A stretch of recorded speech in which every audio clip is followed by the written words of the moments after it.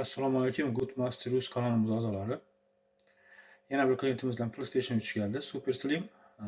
Klientimizin aytishi bo'yicha muammo PlayStation'ni yaksa yanib, ekranda tasvir yo'q deb turibdi. Izobrazение. Hozir birgalikda ko'ramiz. Sarı svetini e'tibor beramiz. Sarı sveti yanib o'chib turibdi.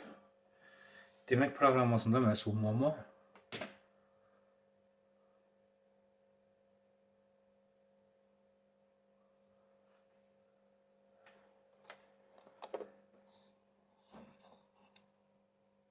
HDMI kabel ulangan.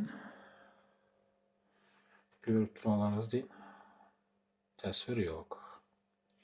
PlayStation'ni ochib, muammoni topib, birgalikda tuzatamiz hozir.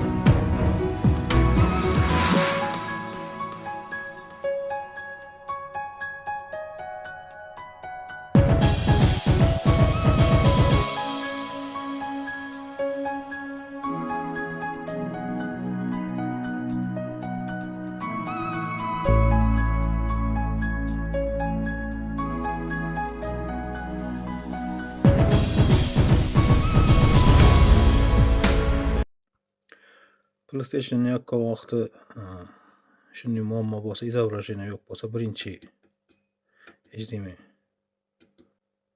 zayndan bo'ladi. TV'den chiqib kelib, filtrlar va 2 dona filtr. Shuni tekshiramiz. Keyin Panasonic chip o'tadi. Shu video filtrlar ketadi. Shu video filtrlarni bir tekshirib ko'ramiz. Agar video filtrlar sog' bo'lsa, şu Panasonic chipten bo'ladi.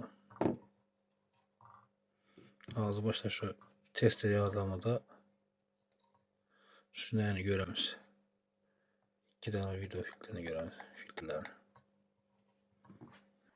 Filtrlarni olib tashlab, ondan sim tortdik, prямо deb. Endi termopastalarni silib tashlab, qaytadan termopastalarni surtamizdan bu yoqib ko'ramiz. PlayStation'imizni yakıp ko'ramiz endi.